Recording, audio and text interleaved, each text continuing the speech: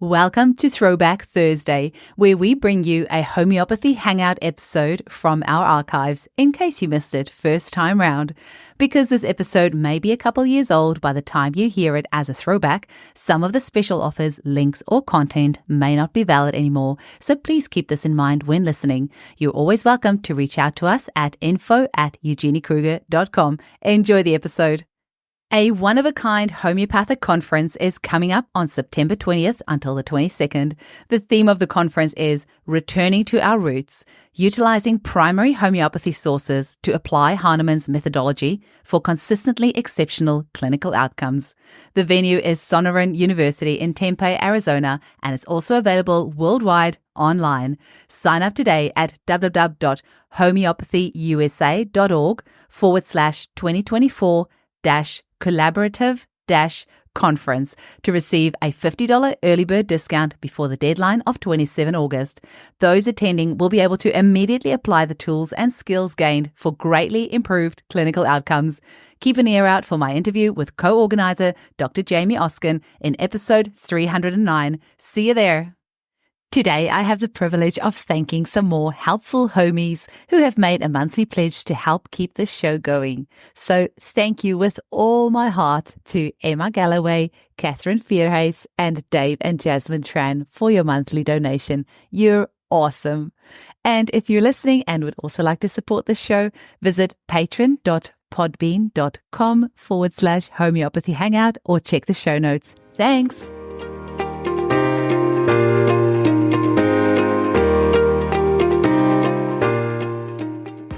Today, we speak with Dr. Rukshin Master, who is not only the daughter of world-renowned homeopath Dr. Rukshin Master, but she is a well-established and accomplished homeopath in her very own right. She specializes in pediatrics and received her doctoral degree in homeopathic medicine from the reputed C.M.P. Homeopathic Medical College that offers a 6-year training in conventional and alternative medicine. She also earned her master's degree in pediatrics and homeopathy, whereby she specialized in allergic respiratory diseases. Even though her primary practice is children, she sees patients of all ages and with all health concerns, supporting them expertly with her gentle, compassionate, and holistic approach to medicine.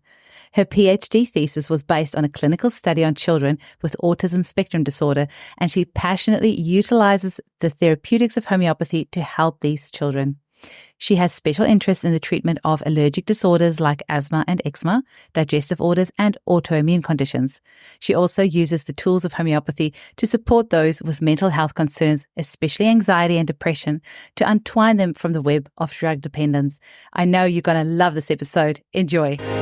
Welcome to the Homeopathy Hangout, where we discuss all things homeopathy from around the world. And now my mum and your host, Eugenie Kruger. Hello, homies, and a very warm welcome to Homeopathy Hangout. Today, we are speaking with inspirational homeopath Dr. Rukshin Master, currently located in Singapore. Welcome, Rukshin.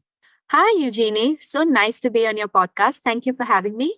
It's such a pleasure. Now, you are in good company with two other guests we've had on the show, Luke Norland, Leah Golden, in that you are the daughter of a very well-known homeopath, world famous, I would say, and now creating your own path and doing incredible work. Can you tell us a little bit, Rukshin, what was it like for you growing up with homeopathy in your DNA? So to look back at it now, I think it was absolutely phenomenal. I mean, for me, there was no other way or no other treatment I knew as a child other than homeopathy. I was absolutely clueless of names other than, paracetamol as a child, which also I heard from friends. And so for me, the concept of injections, going to the doctor for regular checkups, all of that just never existed because it was always just with your own father. Treatments were always homeopathic treatments based on whatever acute situation I had. So I went through a lot as a child. I had the smallpox, I had the measles, I had the mumps. I went through a lot of fevers that lasted for very long. And all of that, we always only relied on homeopathy. And that gives me so much confidence now as an adult, because when I have to treat my own child, I know that it's possible to completely get through most of it using only an 100% homeopathy. Amazing. And I love your blog on your website. You write there how you were 4 years old and then going into hospital with your dad and sitting on the beds and watching what he was doing. I can just imagine what that must have been like. Yeah, so I was very small. I remember me and my little sister. We were a very small nuclear family. We didn't have grandparents, and so it was just my mom and dad. And so whenever mom had to go out for some work, she would normally drop us off at the clinic, and we would be sitting there on the examination beds because there would be so much of rush and so many clients that there would be literally no other space for us to really base camp. And so you'd be sitting there and observing my dad, observing what he's doing. And it would be so interesting and so fun. And I think I always took to it as a second home. Like for me, when I go to a clinic, when I go to a hospital now, it's such a comfort zone for some weird reason that I'm perfectly fine over there. Whereas my husband, he always has the eeks, entering a medical establishment. It kind of gives him the jitter. And I'm like, oh, it's fine, like this is my safe space. Oh, that's amazing. Yeah. And of course, things in India are so different because the HHC clinic, which I think you still work at, but online with your dad.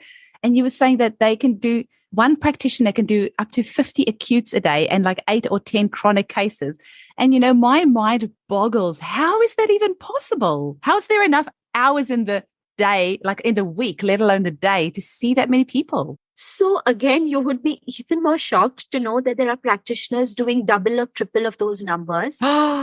So we practice constitutional Hahnemannian homeopathy. So we do the whole 1-hour case history, or even with an acute, it's at least a good 10-15 minutes. Now, because we have so much staff, how it works is that, staff would probably do the preliminary case taking, and then, it just goes on to a senior practitioner for the prescription. But there are doctors who do those 5-minute prescriptions also, and they see more than 300 patients a day in India sometimes.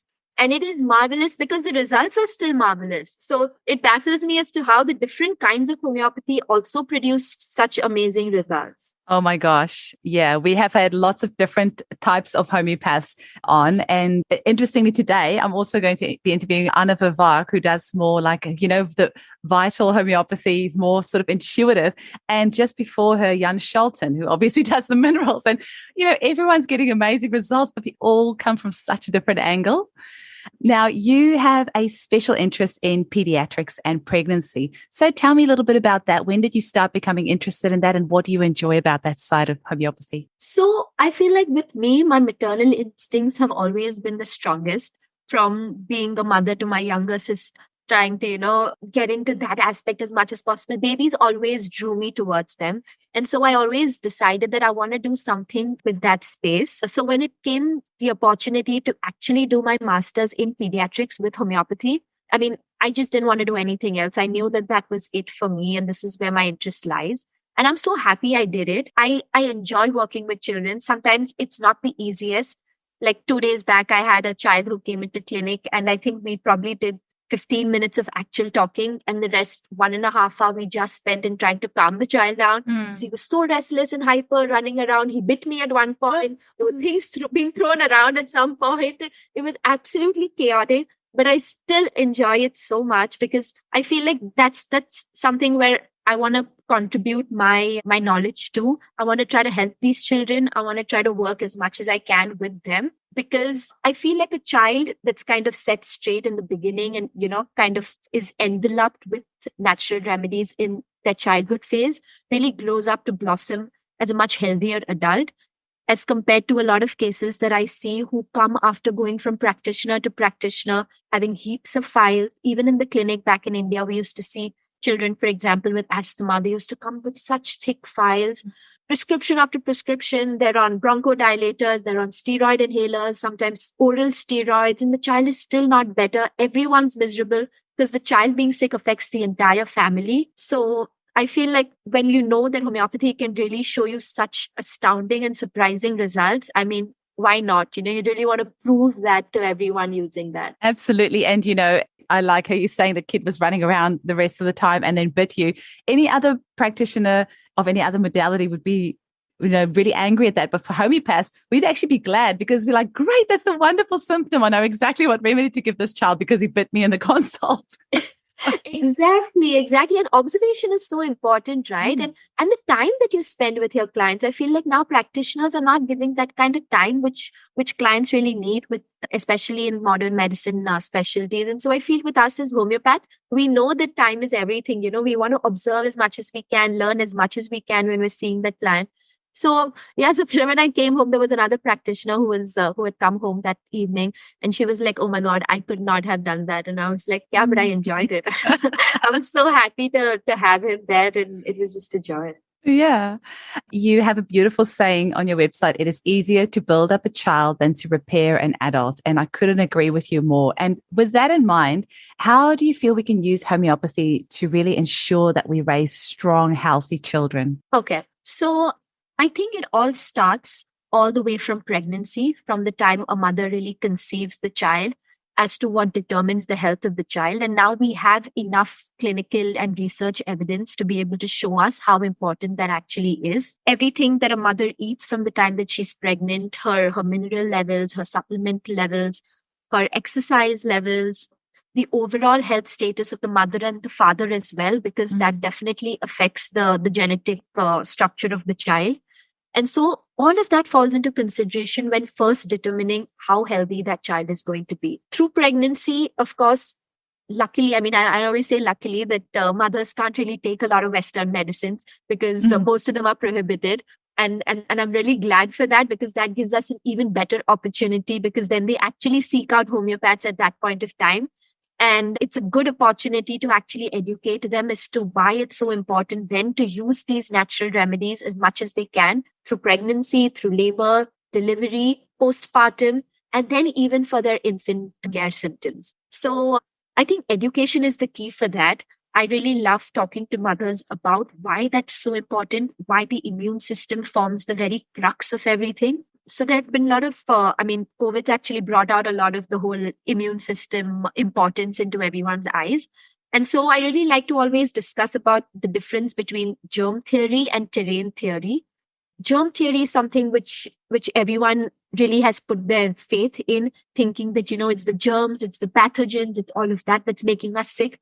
But in fact, it's our terrain that determines how healthy or sick we are going to be. And so when I say terrain, it's something like the immune system, which is going on inside, the healthy microbiome that you're building, your healthy gut, the immune system, all of that somewhere works together to determine how healthy or sick you're going to be. And so we need to make sure that whatever we do, we're trying to make that as healthy as possible, whether it be through a good lifestyle, through a good diet, through trying and taking as few toxins and drugs into our system, trying to only inculcate good natural habits, trying to figure out the best and the most harmonious way with nature to try to heal your body. And I think once we realize that we're one with nature and that's how it's supposed to be and that's how we heal ourselves, that's when, mothers really resonate with all of that, and they resonate with, understanding that the concept. And I think with a lot of people, it's just that they've never been exposed to the thinking of homeopathy. And most people, once they have, especially when they're mothers, because we have that intuition in us, which tells us, I don't want to put anything that can have a side effect in my body that might affect my baby. And, maybe before we're mothers, in our teenage years or early 20s, when, family is probably not as important, we maybe don't care so much about what we put in our bodies. But as soon as we become pregnant, that motherly intuition comes out and it tells us, actually, I don't want to put this thing in my body that might harm my baby. And, that is really where homeopathy shines. Rukshin, you have a beautiful analogy that you use about the farmer and the mosquito. And I know that we all really learn by stories. Can you tell that story? Because I think that really illustrates a lot. I love to start with that story most of the times because it really helps get our foundation in place. So there was once a farmer who had a land, and he noticed that there was muddy, dirty swamp that was forming in the middle of his farm. And now what was happening is the swamp was attracting a lot of mosquitoes. The mosquitoes were coming to the swamp, destroying the plants and crops nearby. And he was facing a lot of financial losses because of that. And he knew he had to do something about it. So he decided to go to the market, pick up a nice insecticide, pesticide to spray over that entire swamp and kill those mosquitoes. So the problem's gone and he's good to go the next day. So he sprays it all over, and the next day, all the mosquitoes are gone. The following day, however, he notices that the mosquitoes have now come in even larger quantities all of them becoming even larger in size and more destructive and forceful in nature. And so now they're destroying even more crops and more farmland than they originally did. This really worries him. He goes back to the market. He picks up an even stronger insecticide and he's like, now I'm going to spray this all over and everything's going to be fine. So he decides to spray that all over his farm and he's really happy with the results because all the mosquitoes die that time and he's very good. He goes back to bed, wakes up the next day in the morning and sees that now the mosquitoes that have come have become even more dangerous. And this goes on for some time till he's absolutely frustrated. The mosquitoes have destroyed the entire farmland. And eventually the farmer decides that he now needs to just wash off the land and move on to another place. And so this is a really good analogy which helps us understand that what could have been a more constructive solution for this farmer to help him preserve his farmland. And the obvious answer that comes across is he just needed to clean up the swamp.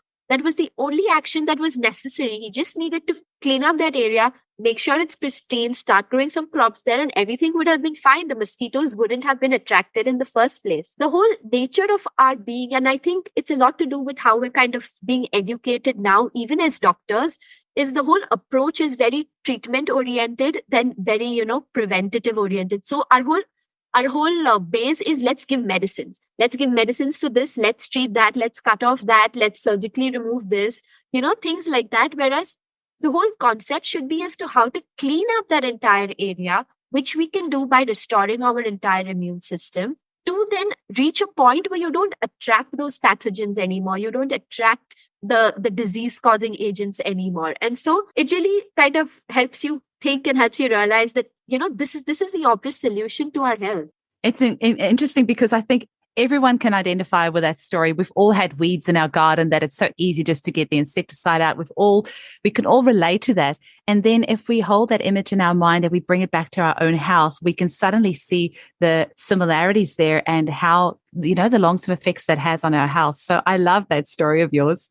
Now, COVID has been an interesting time for homeopaths because it's brought out all sorts of different things. But one of it is all the fear around infectious disease. People are so scared of getting sick, especially of our children getting sick. So what would you say to a parent who's feeling really anxious and really scared about their child getting an infectious disease of any sort? So I always advise parents that, there's two ways to go about it. Either you create a little bubble, put your child inside that bubble, and then don't let him do anything. Don't send him to classes and don't let him live his life and don't allow him to enjoy his childhood. Or you strengthen that child to a point where no matter wherever he is exposed, that child is going to stand his ground. And I also explain it to them with giving them an example that for like Indians, local trains are, I feel, a very hot spot for infection because we're all into each other's faces. We're all breathing down each other's necks. Everyone's sweating and perspiring and fluids are all over each other at a lot of points at time.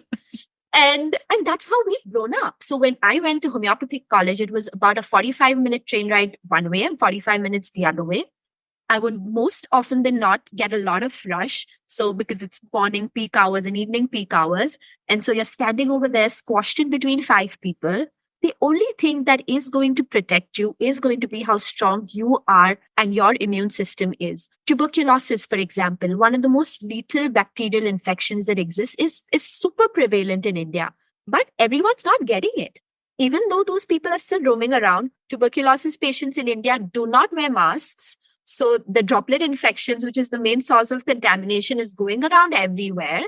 But at the same time, everyone's not getting it. And the reason why everyone's not getting it is because we all have our own immune system protecting us. And I strongly believe that you have to be that confident to go into an exposed area with your immune system. And you have to have that kind of faith that it's going to protect you because you've been taking care of it with the right thing. And so I strongly believe in that. And so when a mother says that, my child can fall sick, my child can go to preschool, for example, is a big hotspot again. So every time a child starts with school, there's going to be, I think, one episode that happens every month. And that happened to my daughter as well. I wouldn't say it didn't. But we were totally fine. We would give her the homeopathic medicine. She would wait it out for another 2 or 3 days and then she's fine. And then she's back in school again.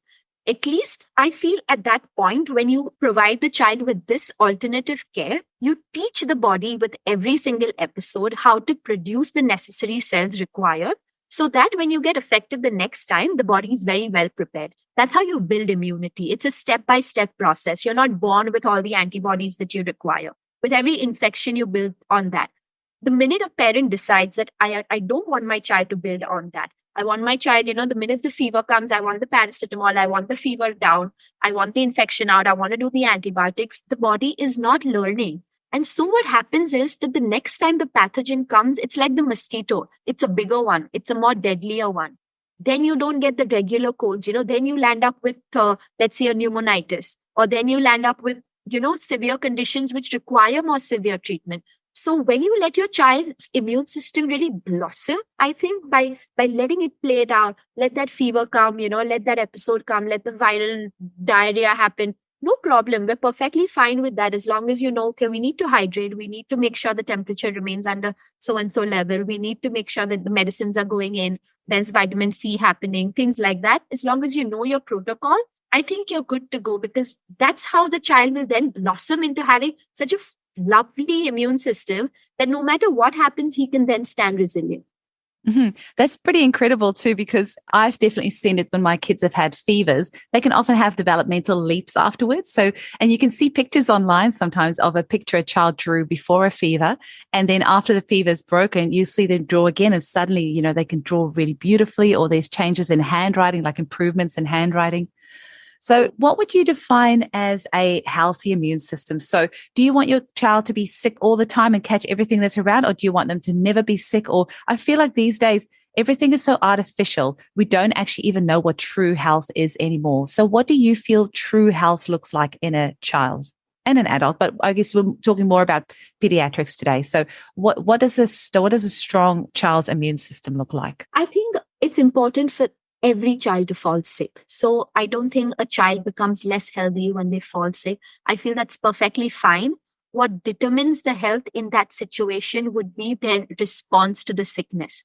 So, for example, a child that catches a viral infection and goes into developing a pneumonia, for example, I know that this child is not a very healthy child. But I know a child who develops a viral infection, gets a little bit of a mild runny nose, a little bit of cough, fever, lasts it out for about 2 or 3 days, and then the child is back to bouncing up and down again. Then we know that this child's immune system is good. This child is a relatively healthier. So I would not really determine it on the child falling sick, but how they respond when they fall sick. And mothers realize that because they tell me that, my child keeps falling sick and the cough lasts for a month. I have kids who come to me with that as well, saying that, the cough just hasn't gone. Just 2 days back, I had a child who came to me with an asthmatic cough. They've been on a month of bronchodilators, steroid puffs, and the cough's still not gone. So I know that this child really needs a lot of work and a lot of help. Whereas a child that really, brushes it off, is still, let's say, jovial through the entire episode of the fever, is still eating okay. So in homeopathy, we see a lot of the generals. So the appetite's still okay. They're still able to drink. Their energy levels are okay. They're mentally in a good space. You know that this child is, relatively healthier. And not only taking the example of fever, you can actually determine it through a lot of other factors as well, which is a lot of mental growth. I feel like children who are just mentally growing, mentally grasping things a little faster, physically growing well, milestones are happening correctly. All of that kind of, helps us determine how healthy a child is. I saw something very disturbing the other day, and I don't have the source for it at the moment, but it's how there's different organizations that determine milestones for children. But in this one particular organization has now taken crawling completely away as a milestone, which really worries me. It shows you the state of our children, because there is so much damage done on a neurological, mental, emotional, physical level, that a lot of kids these days are not crawling, and people do not realize what an incredibly important milestone that is, because it connects that left-right brain.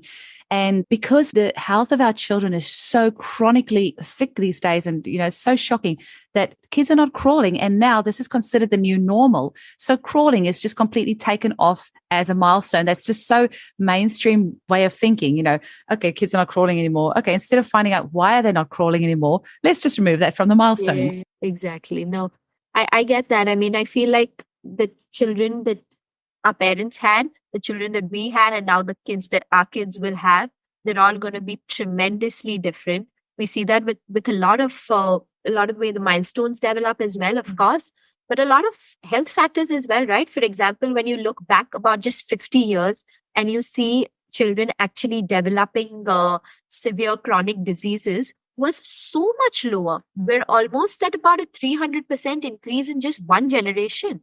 So childhood obesity, childhood diabetes, all of that is just increasing and exploding. And instead of really identifying what's happening, we're still focused on trying to prevent diseases which do absolutely no harm to you. So they're still trying to, put the fight up against measles and put the fight up against, your colds and things like that.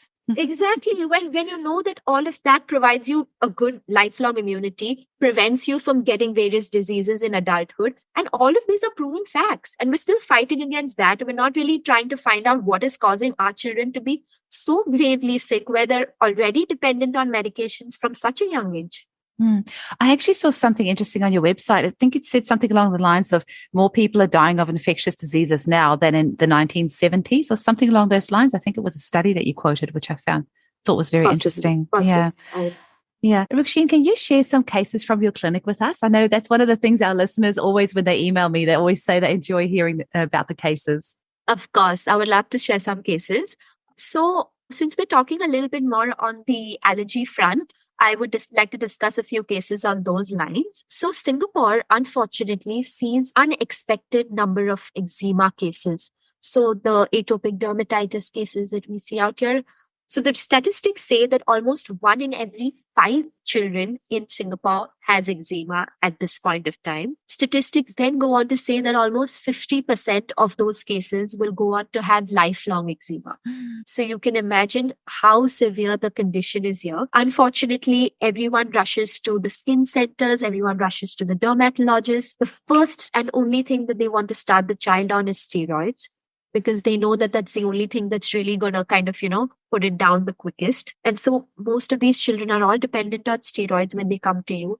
The minute you take away the steroids for about 3, 4, 5 days, things start coming back up again. And so they know that that's the only way to kind of treat it. It becomes very, very difficult to treat these cases, even with homeopathy, because the body is then so dependent on these medications that it takes very, very long. Mm-hmm. And so I, again, love to treat children for the only reason that they're very nascent, they're not being exposed to as much as adults have. So it's easier to get them to even respond to a lot of homeopathy. And so luckily, this child that came to me was only 6 months old. Both the parents are very holistic minded. They're Malaysian origin parents, and they knew that they did not want to expose their child to that. The child had eczema from head to toe. So this was their 7th child. Yeah. this was their 7th child, and they're a family. The mother basically cooks meals for postpartum mothers. That's the occupation that both of them do. Yeah, so they try to cook these healthy meals for them. They say all the 6 children, there's absolutely no complaint. Only with this particular child, they noticed that the child was born, and just within the first few days of life, the eczema patches started. And now they've covered the child literally from head to toe. So when you see these child's images, which I'll try to put out an Instagram link of, you will see that there's scaling, there's redness, there's peeling of the skin. And this child is so uncomfortable. The mother has to put mittens on the child's hands all the time, because otherwise he tends to try to scratch as much as he can, which causes even more damage. And then we're risking infections. So literally the abdomen, the back, all of it was covered with everything. And the other thing which was serious about this child was that there was still no neck holding, even at the age of 6 months. So the child was completely collapsing. The parents had to constantly hold the child. The child is not a very happy child. The child is a little cranky, starts shouting, screaming, crying. And none of the milestones which were supposed to occur till the 6-month age gap had occurred so far. The mother noticed that if she has eggs, seafood, or nuts, then his skin tends to flare up because of that. So she was breastfeeding at that point of time. So those were her observations. The child was still completely on milk at this age. So the child wasn't eating anything. Vaccination-wise, the child had to be given BCG at the hospital. So that was done. But after that, the parents decided to kind of, avoid as much as they could or delay it as much as they could. The child appetite is good, does not still turn himself. Eyes also remain half open in his sleep. And so a very important part of my case with kids becomes the pregnancy history, because sometimes that holds the key to what the prescription could be. Because as you can see, you can get observational symptoms from a child that's 6 months. The mother can tell you a little bit, about sleep or what they like, or, the preference for which side of the breast, or the preference for heat or cold, things like that. But you can't really get a lot of deeper symptoms, or especially mind-related symptoms. So the best way to do it is to ask the mother, what the situation was when she was pregnant. So I like to get the physical and emotional history. And so in this case, the mother just gave me a very general opinion, saying that, it was a very easy pregnancy. With her third child, she had preeclampsia. So she was a little anxious about developing that with this child. And that's it. Other than that, she said it was a pretty easy time for us. And we didn't really, there was no real emotion. So I like to ask, if there was some sudden death in the family, some sudden news, relationships with the husband, with your in-laws, things like that. But nothing really of significance came up. They said we live by ourselves. So there's not really too much involvement from a lot of family. She said work-wise, of course, because I had my younger kids already. My older kids, already. I had a lot of work to do with them. So I was constantly working and taking care of the other kids, and then, kind of managing myself. So that was tough.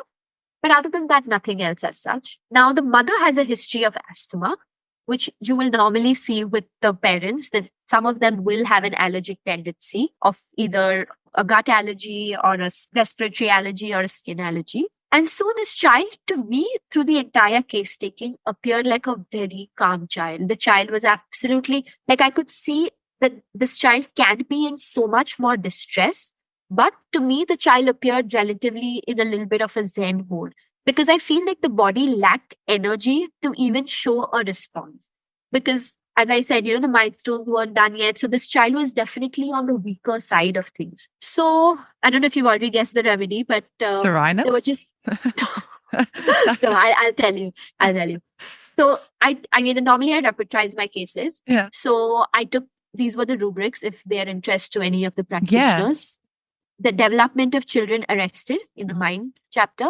Then he had an unusually large size of the head, which I definitely felt. So I take a lot of observational symptoms as well, because sometimes that's really important as well.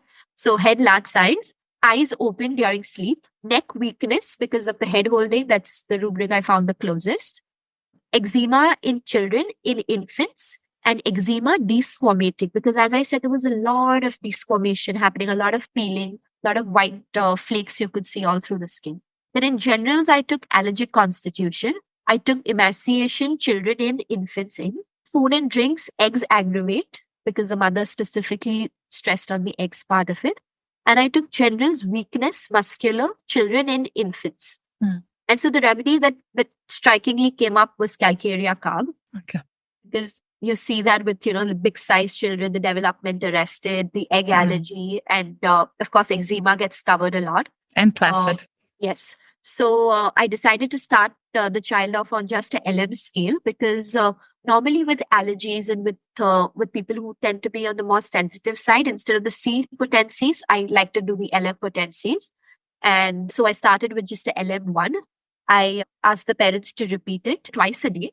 And so what I do is I give the LM scale pills, but I ask them to dilute it within 3 cups. So they put the medicine in the first cup, but then they stir that, and then the spoon goes to the second cup, and then they stir it again, and the spoon goes to the third cup. So the whole concept of the process being that we're just trying to energize that medicine as much as possible with our with stirring movements. And so from the third cup, the child was given 1 teaspoonful 2 times a day. Wow. And along with that, I like to also use bowel nozzles sometimes. Oh, me too. Yes. So I put him on Morgan Pure 30, because Morgan Pure has a lot of effects on eczema with the skin, with infants. And so we did Morgan Pure 30, but that I did only 3 pills to be given once every week. So 3 pills wet every week for that. The cup medicine was on daily. And I was expecting, so with small children, my heart goes out to them. So I was also like, should I ask someone for help? Should I, just be very sure, because this child, really needs attention. I want the milestones to, start recovering from now on, because he has a really long way to kind of catch up. But I was like, okay, let me just give it a shot, let me be confident and let me prescribe it. Hopefully, this child really turns around. And I was so pleasantly surprised that within a month, this child improved almost, I would say, a 50 or a 60%. And the parents were so happy. I was also I was expecting a good result because this child had not been exposed to any steroids or any medications, because of which I knew he would respond faster and better. But I was so happy to say that a lot of the reagents started now reducing with the redness. A lot of the skin started looking back to normal, which in 1 month, I've seen those kind of results with homeopathy, but I've never seen that with, my practice, where I'm like, okay, within a month, the entire eczema cleared out. The skin got better. The mother feels that now, even in spite of me eating the foods that were triggering him, it's not getting triggered so much. So he would still show a little bit of a response, but not as bad a response as was earlier. She feels he's definitely itching much better, so the hands don't go all around trying to scratch. He's sleeping much better. And we went and met a couple of neurologists, which I asked her to actually go and see, because to figure out, if there was some other underlying cause to the fact that the milestones weren't developing, because assessment at this age is very important. You don't want to miss something because you can treat it that much better and faster. So they went and met them, and everyone just had the opinion that everything's fine. He's just weak. He's physically weak. And so you need to supplement that with something. And eventually he grew it out. So again, that was a very good news to get. And so I decided that since the medicine's working well, we're just going to keep stepping up. So the last time I gave him Calcarea Carb 0/2, again, same 3 cups twice a day, and the Morgan Pure once a week. And the child's doing so much better. I've just spoke to the mom 2 days back also. She's like, the skin is eventually slowly healing itself out. Everything's getting better. Again, I'm going to stress eczema is a difficult one to treat. So for a lot of homeopaths, seeing something like this should not deject you, because it should only encourage you, because in some cases, it does take longer. In a lot of my cases, I would give it at least 3 to 4 months to see such good results. But when you give the right remedy, and when, the child has that ability to absorb it and, process it, I feel like you can see miracles sometimes, literal miracle. I completely agree. And like you said, that child hadn't had many suppressive medications in the past. Often we see children after they've tried every other, the parents have tried every other modality, and there's steroid after steroid's been used and all sorts of suppressive medications. And so when you're treating a child like that, it's so much harder to get a good result. And often there will be some aggravations as the body is trying to clear out some of that suppressive medications.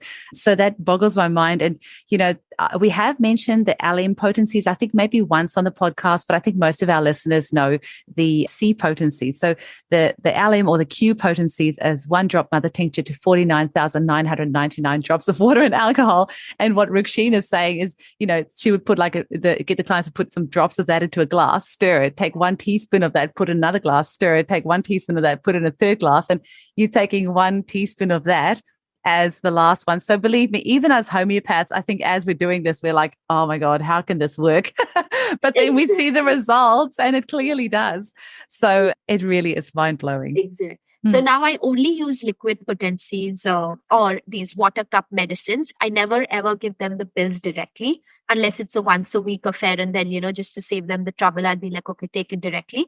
But otherwise, water medicines work the best. So I would advise everyone to, probably try that on yourself and see how well it works. Sure. Do you usually use the 3-cup method, or do you ever advise somebody just to put it in a glass, stir, and then drink? I do that as well. It just depends on the case based on how sensitive I feel a patient is. And normally with allergies, the sensitivities are a little higher. Sometimes I also get cases who have gone to previous homeopaths and they've been triggered by the homeopathic remedies. And so they feel like, they want, I'm very, very careful with my children. So I'm always sure to make, to use the most mildest, most diluted form that we possibly can in a wait and watch approach. So sometimes I'll ask them to just have a teaspoonful. We observe for a few days, see how it goes, and then we decide how frequent we want to start off with the dosage. So, but normally, as I said, either it could be just pills in water or drops in water, or sometimes I do the cup medicine. My dad does 5-cup method actually. So he does it with all his clients, only 5-cup, but I decide. I sometimes do 1, I sometimes do 3, I sometimes do 5. It all depends. And that's part of the beauty of homeopathy. I think some people find that very frustrating, that why can't all the homeopaths all use the same, like some sort of system of all using the same? Our very first, I think, it was with Laurel Chighton, the movie maker of Just One Drop. Yeah, she said, why can't you homeopaths all just prescribe the same? And I'm like, well, actually, that's the beauty of homeopathy because we get to be responsive to our clients' needs. And, it's that art versus art and science, not versus, combination of art. And I'll also give you another reason for that. I feel like because it's so individualized and personalized, I feel like people across the globe need different potencies. And I've seen that because I've seen my dad practicing in India, and then I would go and sit with him and see his American patients or see the European patients. And I would see that they all actually cannot be given the same potency or the same scale of medicine because their sensitivity is very different. As Indians, I feel like we're not as sensitive as Caucasians are, for example, whereby they tend to react a little more and little quicker and sometimes in a little intense manner to homeopathic medicines. And so I think for them, LM scale, 5 cup, 10 cup, I've seen my dad go to 15, 25 cup also. He uses that for some of the really sensitive patients. And I think that's the beauty of it, right? Because you're completely customizing it to your client's needs based on, their ethnicity, their reactivity, their allergic tendency, their constitution. And so I think that's kind of lovely. It makes a lot of sense because all our countries are all so different. And like you were saying, of all of you squished up in the train in India, I mean, your immune system is constantly being primed because you're constantly being exposed to something, contrast that with, say, a Western country where they're using sanitizer and everyone, there's not as many people. So their immune system is not getting primed quite as much. So it makes complete sense what you're saying. Exactly. Even your microbiome, right? Your gut, the bacteria your gut is exposed to. In India, we grew up eating roadside food, outside food, all sorts of nonsense. There's dirty things happening all the time, even with our water, it's very different. Caucasians come to India and they get sick when they have their first cup of water over there. Whereas for us, we're so used to it because our body is used to it. So I think everyone has to, that's why we treat it differently. You can't possibly have a one size fits all in homeopathy. Absolutely. My husband and I are from South Africa originally, and we always joke that we've got very strong guts. So when we went to Bali, we're like, we're going to drink the shower water and the tap water, and we were completely fine. So I do think that makes a bit of a difference. Oh, and I guess the other thing is that if there are countries where there's more poverty, often they can't actually afford the expensive pharmaceutical medications anyway. So often they have to kind of rely on their natural immunity instead of just going out and buying pharmaceuticals to suppress things which will weaken their vital force. Whereas in the West, often, there's more access to these things. So it's easy for a parent just to go to the doctor, get the steroid cream to suppress things rather than kind of letting it run its natural course. Exactly. And you'd be surprised as to how intuitive even the lower class is in India, because when you speak to just, your taxi drivers, people who are just chauffeuring you around and things like that, you can now tell that their trust in the medical system is so low because I feel like they've been abused by that for so long that they don't want it anymore. They want to rely as much as they can on anything besides that, and their trust in age-old remedies, their trust in, home remedies, like I give to a lot of my clients, mixing herbs in water and making teas or, things like that is just so much more that they would rather do that. And now it's spreading to the Western world as well, because now we want as many herbs as we possibly can, Everyone wants to kind of, make sure that they're as less reliant on the toxic chemicals and they're as much more reliant on things that are going to make them feel better. Mm-hmm. And, homeopathy is the ultimate in sustainable medicine. The impact it has on the planet is virtually zero. So if you want to talk about sustainability and gentle, effective cures, homeopathy really is it, which is pretty incredible. Are there any other cases that you wanted to share, Rukshin, before we finish up? Sure. We have a respiratory allergy one. We can probably do that. Okay. That'd be wonderful. Okay. So this was a 36-year-old female who came to me about 2 months ago, and she came to me with the complaints of allergic rhinitis.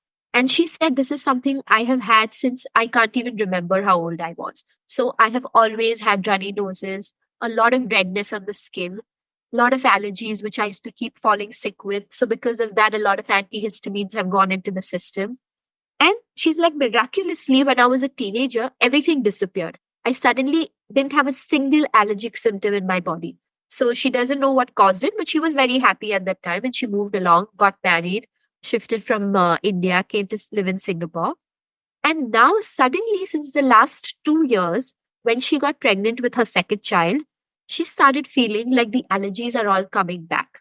So she started again getting the runny nose, blocked nose, wakes up in the middle of the night sneezing, wakes up in the middle of the night with a runny nose, a lot of itching all over the skin with the dryness. She feels like there are some patches which come with the eczema, and then there's a lot of itching, and then suddenly they disappear, and then they'll appear at another region. And she took, of course, a lot of regular medical treatments for that to start off with. So a lot of steroid creams, a lot of steroid nasal drops. She also had a lot of eye allergies. So redness in the eyes, itching in the eyes. So she was a complete picture. I mean, she was literally showing allergies at every single front that there could be. And I feel like that had to do a lot with the fact that they were there since childhood. They were treated absolutely in a wrong manner. And so the body does not forget. The body will try to express itself at every opportunity it gets, because still you don't resolve that inner default that the body is trying to show you through symptoms. The body is going to express it in this way and that way and this way and that way till you do not learn to treat it the correct way. So she eventually was frustrated with everything. Her eyes were something that were actually the main concern when we met. And she just visited an ophthalmologist who had put her on 3 different kind of eye drops because there was something to make the eyes feel a little wet. There was something to be like an antihistamine eye drops, and she was on a steroid eye drop. And she was frustrated. She was like, please help me. I definitely need to get rid of all of this. And, so we met. And when we met, her complaints were mostly the eye-related symptoms. So she says it normally starts off with the eye. Once the eye kind of settles, then it starts off with sneezing. Sometimes she noticed a yellow discharge coming out from the eyes. Allergies would get worse in the nights. So between 1 to 2 a.m. was an aggravation, and between 4 to 5 a.m. was another aggravation. And she's like, generally 9 out of 10 nights, she's awake in the night, down with these allergies and absolutely frustrated. She also felt like the dry and cold weather made it worse, which we don't actually have in Singapore. But she noticed that every time she would be exposed to that, like a cold, AC, mall environment, she would tend to become worse. Along with that, she had a history of postpartum depression with her first child. She's also anemic. And so and she tends to get anemic quickly. So even though her hemoglobin is fine right now, her doctor has advised her to be on iron supplements every month for a few days. She feels like she has a very low metabolism, so she tends to put on weight pretty quickly in spite of not eating too much. She also has a history of hemorrhoids, which she had 3 months ago. She uses the gel to apply around, and she feels like as of now, it's not giving her a concern, but she definitely has a tendency for that. So then I got into asking her about her generals. So she says she's a foodie. She loves sugar and she loves desserts, especially when she's tired. So anytime that she's exhausted, that would be her go-to food. That would be her stress eating, which would be sugar and dessert. She loves chili. She loves spices. She loves fish. She loves cheese. She loves pulses. She has an aversion towards sour taste. She feels like gluten aggravates her, so she tries to eat as little as possible. She tends to be constipated. Sweating is more on the region of the chest. She says she feels like it takes her time to fall asleep. And that's because she has 2 small children in the house. And so because of that, it's a lot of broken sleep. Then she talks about her menses, where she says there's 2 days of a heavy flow, 2 days of a mild flow, but a regular cycle. Her pregnancy with her 2 kids has been through an epidural, but she's had normal delivery with both of them, so no cesarean. She's had a past history of jaundice when she was young, typhoid, and 2 episodes of colitis due to having street food.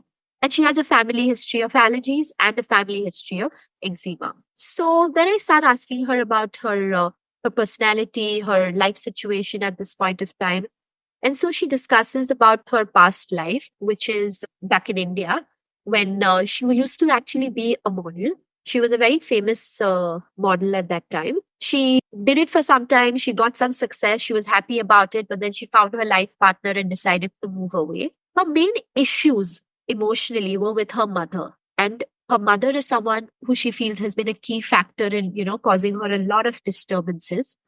So she said her mother was someone who was very close to her initially, but her mother wanted to, treat this patient as if she was her life partner. So she wanted everything to do with her. She wanted to, be with her when she went out with her friends. She wanted to be out when she went out with her partner. And she found that a little too intrusive into her life at that point of time. So when she moved to Singapore and she told her mother about it, her mother said that she also wished to move with them and settle down out here with them, which of course she was also not too happy about, nor was her partner too happy about, because they wanted to start their own life, have their kids, build their own, life by themselves and not really have the intrusion of someone else at that time. And so because she told her mother that, her mother decided to cut off all relations with her. So she completely stopped talking to her. She decided to be very immature about it. She would not lift up the patient's calls. She still does not after so many years. So this happened in 2016 and we're in 22. So she still hasn't, really responded properly to her daughter. And so that was something which her mother felt very hurt about. She tried to convey through her sister, to her mother about why she made that decision and how it was important for her to cut off and, not feel like her mother was part of her married life as well. But I think her mother at that point was not ready to deal with it. Because of all of this, the patient developed a lot of fear of abandonment. So she felt like she had absolutely no support from her family, her parents, and that made her a little bit of a anxious person. She started developing a lot of panic situation because of that, because she felt like she said no to her mother, but what if life with her partner doesn't work out? Then what is her backup? Then what will she fall back on? And so that has always been a little insecurity for her throughout her life. Her mother-in-law, on the other hand, is a demanding and a very controlling person. She has always tried to interfere into her life as much as possible. But because she's back in India, it was just more on the phone and more when they go back to India. And she doesn't really have to deal with it here on a day-to-day basis. Because of her mother issues, she feels like the emotions she's expressing are a lot of grief, a lot of anger. She had a lot of hurt and a lot of crying. Her sister became her support system at that point of time. Her husband, she says, has always been a rock for her, always felt a lot of acceptance from her husband. And in 2015, they got into Buddhism practice, which has also helped stabilize her a lot. Recently, her past experience with her mother has prompted her to get into psychiatric help and, be a counselor herself. So she's now learning how to be a counselor and she plans to pursue that now as her next profession after her kids are a little more stable. And she really wants to put into practice and teach a lot of people the way she dealt with the situation herself. Nature-wise, she's a very strong-headed personality. She feels she's very straightforward. And I noticed that in my practice too, the way she talks, she's a very loud voice, very, to the point. She tends to, joke about certain things in a particular way. She feels she's not a very critical person. She tries to focus more on the positive aspects of things. Very ambitious, which I found a little surprising because she had left work a while back and she's now only studying to become a counselor herself, though she feels like, she's very passionate about it. But at present, I think in the last 3 or 4 years, she's not really done anything about it. She loves fitness. She loves gymming. She loves exercising. Because of her history of a model, you can imagine she has a very tall physique. She loves cooking. She says she's a very creative person and she doesn't like anyone trying to control her, nor does she like anyone trying to change her. So these were all the symptoms I got from her. Again, with her being a very famous personality, there was a certain pressure I felt that, I can prove, that homeopathy is going to give you some results and it has to work. She had never tried homeopathy before in the past, always only been to allopathic doctors. But she remembers as a child taking homeopathy back in India. And so she wanted to kind of revisit that modality as well. And she literally gave me no choice. She was like, doctor, I need to feel better within the next, 1 or 2 months. And I need this to go away. It's really kind of been there for so long now that I can't imagine, living with this any longer. And so I repertorized her case. Again, the way I do my cases is I take a combination of everything, physicals, generals, and the personality and the emotional state. And so I took about 15 rubrics for her based on her mental state, a few generals. In the physicals, there was really nothing particular to take other than the fact that the allergies were more intense in the night, and took a few eye symptoms. And I put her on the remedy sepia. So I gave her sepia 30. I gave her the C scale, the 30C. And I did the 1 cup for her that time, 3 times a day. And what I did for her is I gave her an SOS to take in the nights when she has these allergies. And so the remedy I gave her for that was arsenic album because it covered a lot of her acute symptoms at that time. And I told her, if you really feel them too intense, instead of taking the antihistamine, you take this SOS remedy. And on a daily basis, I want you to take the CPR 30. And that's it. And she was very anxious. She's almost messaged me, I think, every 3 or 4 days since then. And she was like, should I eat this? Should I do that? And, she was very, very concerned about, making a lot of changes to her health. Of course, I advised her a lot of dietary and lifestyle changes as well, because I feel like it all has to go hand in glove. You can't really do one without the other and expect your body to repair itself. So I gave her advice on, trying a low histamine diet, on ways to maybe sleep better. Mentally, she was in a good place when she met me because she had dealt with all the emotions with her mother. So that was a positive thing. And we met after a month. Within a month, she told me her itching has almost completely gone. So there's no more dry skin, there's no more itching, there's no more eczema patches she's being able to see. She only felt like whenever she tends to go for the hair removal strips, that's when things start becoming bad. And so we're trying to now figure out alternatives to that. She feels like the runny nose when she used to wake up in the night has completely gone. The eyes are much, much better. So with the eyes, the remedy that I had told her to do was, Boiron does these eye drops. So they're a mixture of a few remedies and they tend to help with itchy, allergic eyes. So I'd asked her to pick up that from iHerb and she ordered that. And I told her to use that as a substitute now and to avoid the steroid and the antihistamine eye drops. So she's like, the eyes have completely felt better. The menses were normal. She felt like PMS used to happen. She used to be very angry, very irritable at her family members. She's like, this month, it was amazing. I did not even, anticipate that my menses were coming because I didn't feel any of those emotions. And she's like, constipation is also much better. Everything was going good. And so I continued CPR for her. She was on probiotics. But we're changing on the probiotics. In this month, we changed that. And she said that she was feeling a little bit of throat irritation, for which I put her on echinacea goggles. So, and then the next follow-up, again, everything was much, much better. So everything with her also stabilized very quickly with just a constitutional remedy. And so that's the beauty of it, And now I've realized it works well as an amalgamation, of both. You use your acutes or you use, these intercurrent remedies. So with allergies, especially as we're talking about that, I use a lot of intercurrents like histamine. We have a remedy for histamine. I love that We do dust mites or house dust or mold. Animal hair. So I've recently procured a lot of mold remedies like house mold, aspergillus, just general mold and things like that, where you feel like if those could be triggering factors or, like a maintaining cause for the condition not getting better, I frequently like to use them, at least once a week or once every 2 weeks, just as a little booster in the middle to help, their body recover a little fast. So yeah, this is beautiful. I love that too. And I love that you call it a SOS remedy because a lot of these people, they are so in the habit of reaching for their antihistamines or reaching for the steroids.